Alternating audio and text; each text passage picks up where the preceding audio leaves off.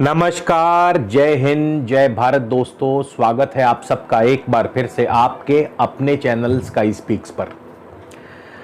तो दोस्तों, कुछ लगन, कुछ राशियों की आज मैं चर्चा करूंगा जिनके साथ आने वाले कुछ दिनों में कोई भी किसी भी प्रकार का कांड हो सकता है और केवल देवादिदेव महादेव ही आपका उद्धार कर सकते हैं।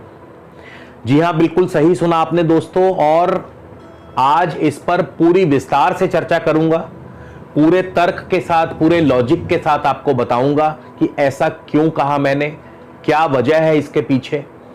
तो कहीं भी जाइएगा मत दोस्तों, वीडियो को शुरू से लेके अंत तक जरूर देखिएगा। और इसके अलावा यदि आपने अब तक हमारे चैनल को सब्सक्राइब नहीं किया तो कृपया हमारे चैनल को सब्सक्राइब कर लीजिए, ताकि जब भी कोई नया वीडियो हम अपलोड करें तो आप तक पहुंचे सबसे पहले। इसके अलावा यदि आप मुझसे किसी भी प्रकार का निजी ज्योतिषीय परामर्श लेना चाहते हैं तो स्क्रीन पर आपको मेरी कॉन्टैक्ट डिटेल्स मिल जाएंगी, आप मुझसे संपर्क कर सकते हैं, मगर शुल्क लागू रहेंगे।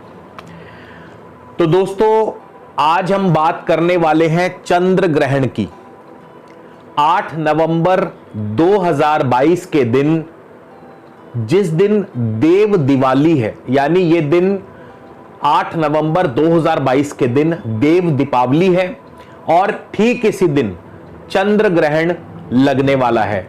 दोपहर को 2:40 से लेकर शाम के 6:20 तक चंद्र ग्रहण लगा रहेगा। दोस्तों, आपको याद होगा पिछले वीडियो में, अभी कुछ दिन पहले जो मैंने सूर्य ग्रहण पर वीडियो बनाया था, उसका लिंक आपको आज के इस वीडियो के डिस्क्रिप्शन बॉक्स में मिल जाएगा, तो वो लिंक भी जरूर चेक कर लीजिएगा। तो उस वीडियो में मैंने बताया था कि सूर्य ग्रहण के सभी 12 राशियों पर क्या प्रभाव होंगे, किन प्रदेशों पर, किन क्षेत्रों पर इसका प्रभाव होगा, और सूर्य ग्रहण और चंद्र ग्रहण यदि 15 दिन के भीतर भीतर हो तो इसके क्या परिणाम होंगे।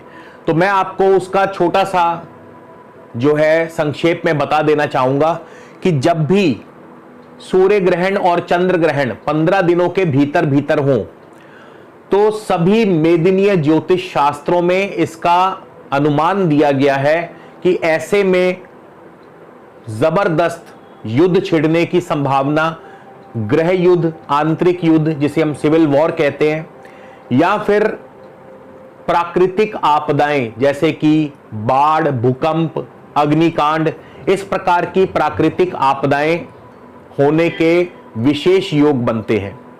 और किन क्षेत्रों पर इनका प्रभाव रहेगा, तो मेष और तुला राशि, इनके अंतर्गत जितने भी प्रदेश आते हैं, और मेष और तुला राशि के अंतर्गत जो प्रदेश आते हैं उनके बारे में वैसे तो मैं पहले बता चुका हूं, लेकिन आज आपकी जानकारी के लिए एक बार फिर से रिपीट कर देता हूं।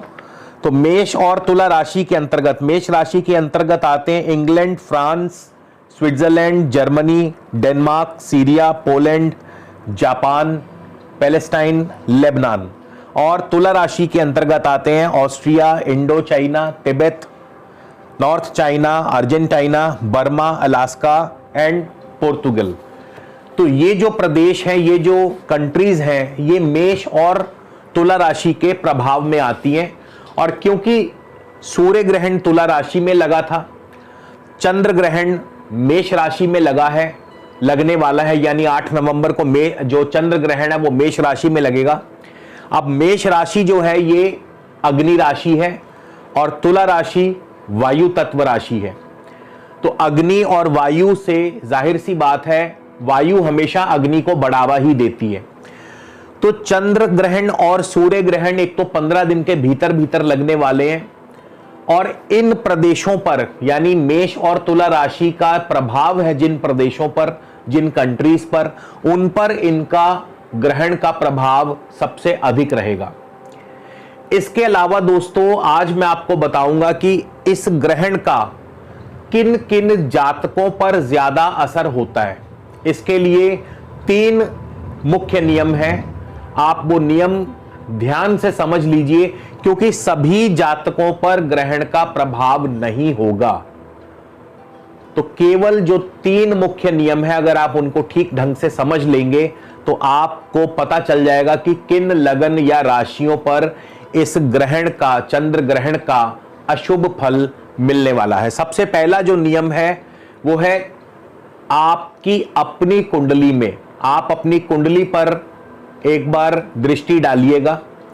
आपकी अपनी कुंडली में यदि चंद्रमा अथवा सूर्य, राहु या केतु या शनि, ध्यान दीजिएगा, अगर आपकी अपनी कुंडली में सूर्य एवं चंद्रमा या दोनों या कोई एक राहु शनि केतु के साथ युति योग में बैठे हो या इनकी दृष्टि में हो, तो आप पर इस ग्रहण का असर पड़ेगा। खास करके यदि आपकी कुंडली में सूर्य शनि राहु केतु से पीड़ित हैं तो सूर्य ग्रहण का प्रभाव ज्यादा पड़ेगा। अगर आपकी कुंडली में चंद्रमा यदि शनि राहु केतु से पीड़ित हैं, उनसे दृष्ट हैं या उनके साथ युति योग में है, तो आप पर चंद्र ग्रहण का प्रभाव ज्यादा पड़ेगा। तो ये पहला नियम है। दूसरा नियम है कि ये चंद्र सूर्य शनि राहु केतु के साथ यदि आपकी कुंडली में द्वितीय अथवा सप्तम यानी मार्केश स्थान में हो, मारक भावों में हो, तृतीय या अष्टम मृत्यु भावों में हो, तृतीय भाव भी मृत्यु भाव है क्योंकि अष्टम से अष्टम पड़ता है, अष्टम को मृत्यु भाव माना गया है। तो अष्टम से अष्टम होने की वजह से भावात भावम का जो सिद्धांत है उसके मुताबिक तृतीय भाव को भी मृत्यु भाव माना गया है। तो द्वितीय, सप्तम, तृतीय और अष्टम, इसके अलावा छठा और 12वां। छठा भाव रोग है, 12वां भाव व्यय है। तो कुल मिलाकर के दूसरा, तीसरा, छठा, 7वां, 8वां और 12वां, इन भावों में यदि आपकी कुंडली में सूर्य और चंद्र ग्रहण का योग बना हुआ हो, जैसा कि मैंने बताया है, आपकी कुंडली में सूर्य चंद्र यदि शनि राहु केतु से इन भावों में यदि पीड़ित हो तो आपके ऊपर सूर्य ग्रहण और चंद्र ग्रहण का प्रभाव अवश्य पड़ेगा। यह था दूसरा नियम। अब तीसरा नियम, अगर आपको यदि आपकी कुंडली में मान लीजिए सूर्य चंद्रमा जो है शनि राहु केतु से पीड़ित हैं, उनके साथ बैठे हैं और दूसरे, तीसरे, छठे, 7वें, 8वें, 12वें भाव में बैठे हैं, और अगर इन ग्रहों से संबंधित ही आपको दशा अंतरदशा भी चल रही है, यानी जो वर्तमान दशा अंतरदशा है उसमें यदि जैसे आपको सूर्य में शनि या सूर्य में राहु या चंद्र में राहु या चंद्र में केतु या केतु में चंद्रमा या राहु में चंद्रमा या शनि में सूर्य, इस प्रकार की दशा अंतरदशा अगर आपको चल रही है तो फिर आपको ग्रहण का प्रभाव अवश्य मिलेगा। तो ये 3 नियम हमेशा याद रखिएगा, तभी आपको इस ग्रहण के होने वाले दुष्फल या बुरे फल, अशुभ फलों की प्राप्ति होगी। अन्य लोगों को इससे डरने की कोई आवश्यकता नहीं है। तो ज्योतिष शास्त्र जो है इसमें भी नियम काम करते हैं। ऐसा नहीं है कि अगर चंद्र ग्रहण लगा है, सूर्य ग्रहण लगा है तो आप पर इसका बुरा फल होगा ही होगा। लेकिन हाँ, जिनकी कुंडली में सूर्य चंद्र ग्रहण योग बना हो, जिनकी कुंडली में यह योग बुरे स्थानों में, बुरे भावों में हो, जिनकी कुंडली में इस समय दशा अंतरदशा भी इन्हीं की चल रही हो, तब जाकर के आपको चिंता करने की जरूरत है। तब ये ग्रहण का जो प्रभाव है आप पर बुरा असर दे सकता है। और इस वीडियो के अंत में मैं आपको बहुत सरल, बहुत ही सुलभ उपाय बताऊंगा कि कैसे आप इसके दुष्प्रभाव से बच सकते हैं और उसके पीछे भी क्या तर्क है, क्या लॉजिक है। बिना किसी तर्क के मैं कोई बात नहीं करता। तो चलिए अब हम शुरुआत करते हैं। सबसे पहले आपके लगन और राशि, क्योंकि आज का ये गोचर जो है दोस्तों, ये लगन और राशि दोनों पर ही आधारित है।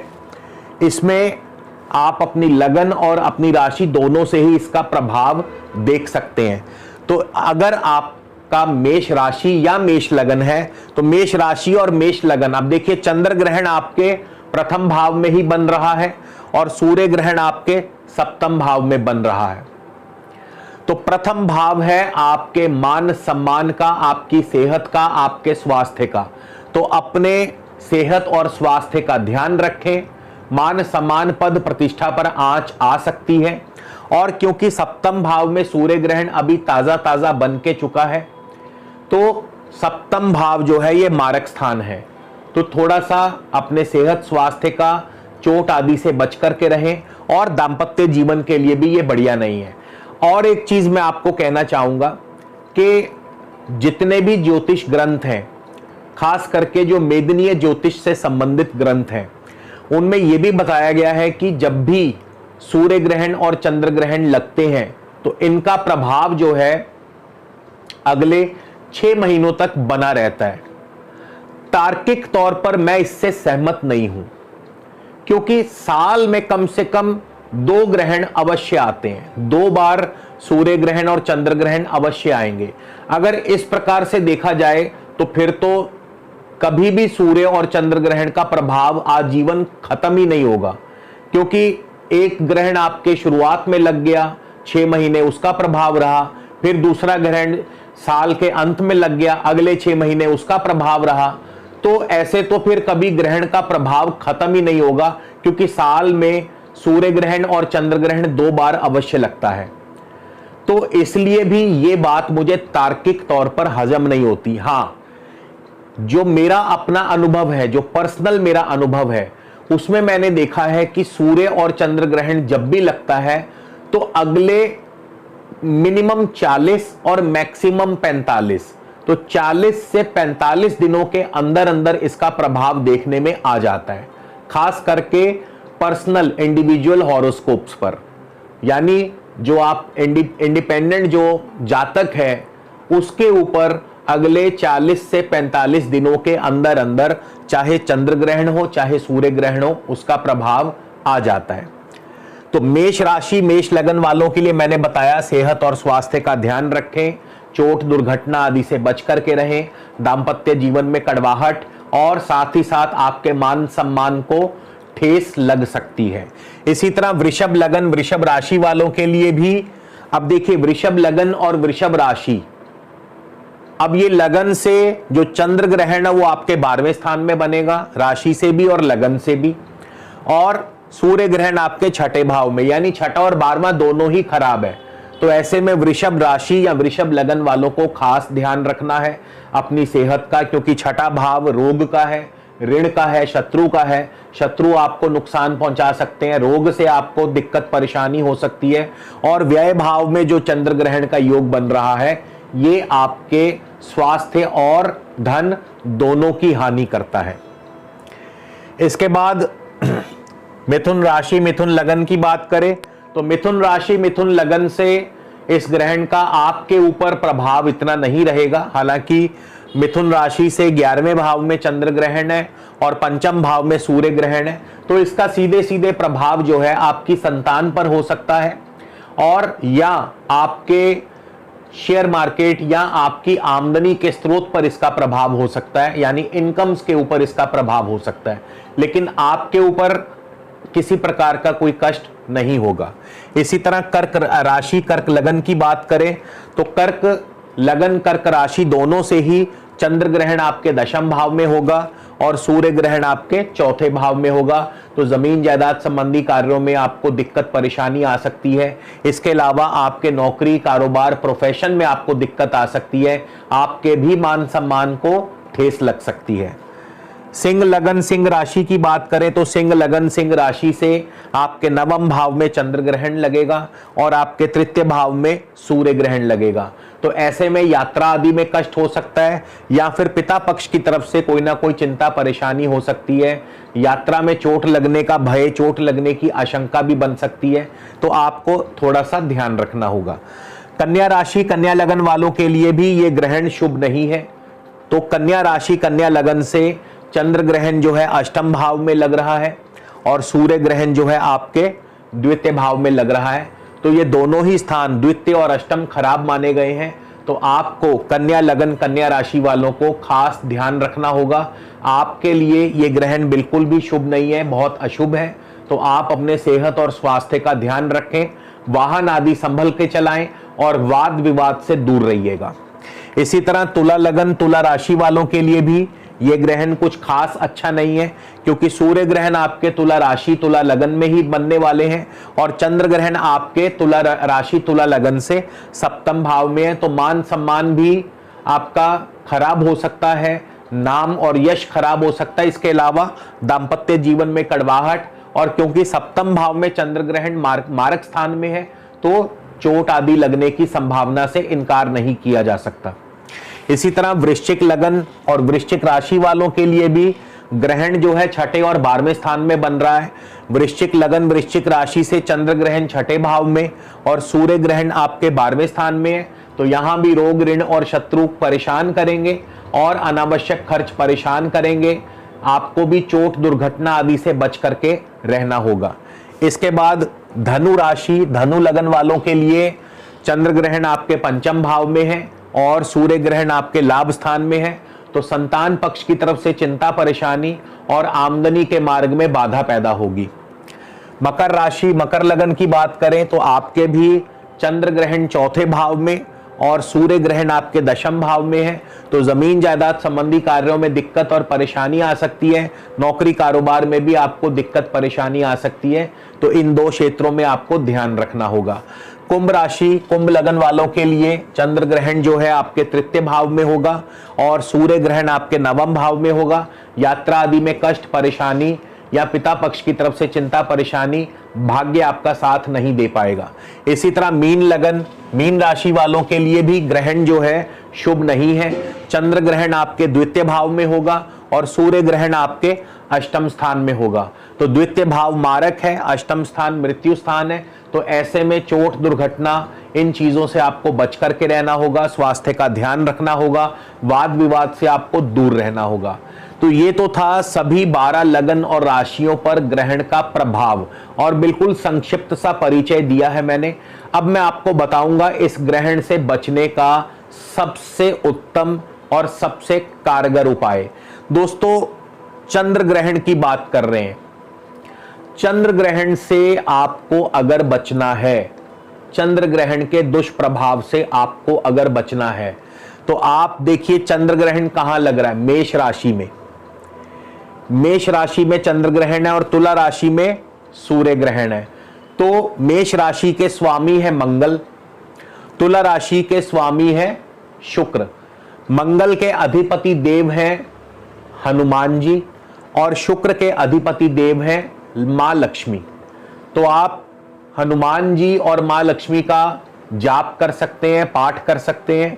इसके अलावा हनुमान जी को आप भोग लगा सकते हैं, मां लक्ष्मी को आप उनकी प्रिय वस्तुएं अर्पित कर सकते हैं।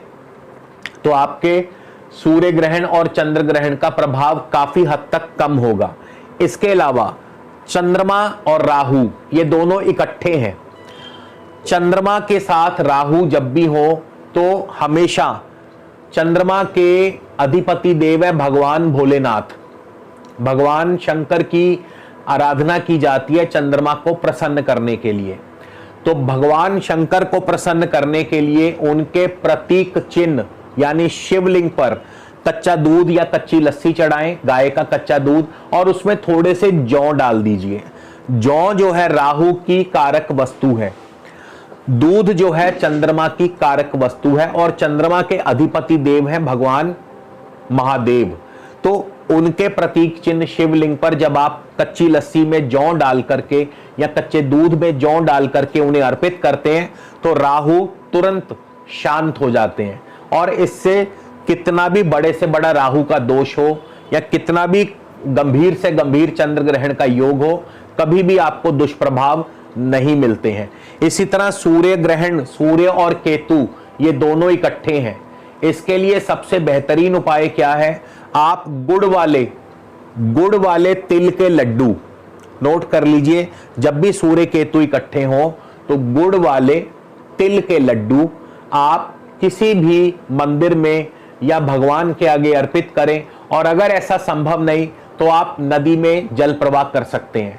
तो सूर्य केतु सूर्य ग्रहण के लिए गुड़ वाले तिल के लड्डू और चंद्र राहु के ग्रहण दोष से बचने के लिए आपको कच्ची लस्सी कच्चे दूध में जौ डाल करके शिवलिंग पर चढ़ाना है, अर्पित करना है। तो दोस्तों, ये था चंद्र ग्रहण और सूर्य ग्रहण का प्रभाव सभी 12 लग्न राशियों पर। उम्मीद करता हूं वीडियो आपको पसंद आएगा, कमेंट करके जरूर बताइएगा और अगले वीडियो में आपसे फिर मुलाकात होगी दोस्तों। तब तक के लिए नमस्कार, जय हिंद, जय भारत।